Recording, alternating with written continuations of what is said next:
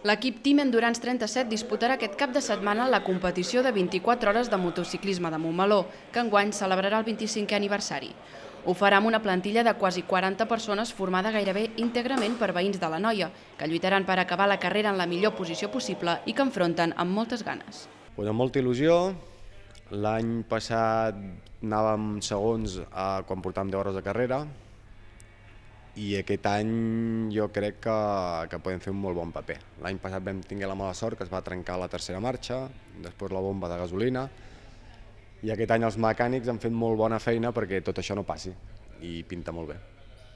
Tens que tindre la gasolina a la sang i a la vegada tindre molt de cap, perquè al final és un esport perillós, però clar, és una carrera i tothom et vol adelantar i tu vols adelantar tothom. Llavors tens que tindre aquell punt d'una mica de bogeria. L'equip, tot i ser amateur i autofinançar-se la cursa, porta preparant la competició des de setembre de l'any passat. Els 4 pilots que recorreran les 24 hores de relleus i resistències seran els ja veterans José Vivancos, Roger Alemany, en Jordi Soler i enguany també en Jordi del Río. Els motoristes disputaran la competició damunt d'una Yamaha R6R que competirà en la categoria de 600, cedida pel taller Motomorfosi d'entre les gairebé 70 que competiran la prova internacional. Enguany, l'equip espera treure's l'espineta del final de carrera que van tenir l'any passat.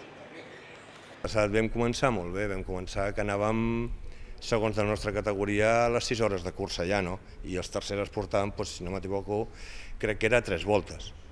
Vam començar a tindre problemes d'un canvi, vam trencar la tercera, vam trencar la quarta, vam tindre problemes amb la bomba de gasolina i al final no vam abandonar, però vam tindre la moto una hora i mitja parada a boxes per poder acabar, perquè dir, anem a acabar, no vam acabar els últims, però vam acabar per tindre l'orgull d'acabar. I aquest any ens hem de treure l'espineta, ens la volem treure. Hem fet tot el possible per poder-nos-la treure.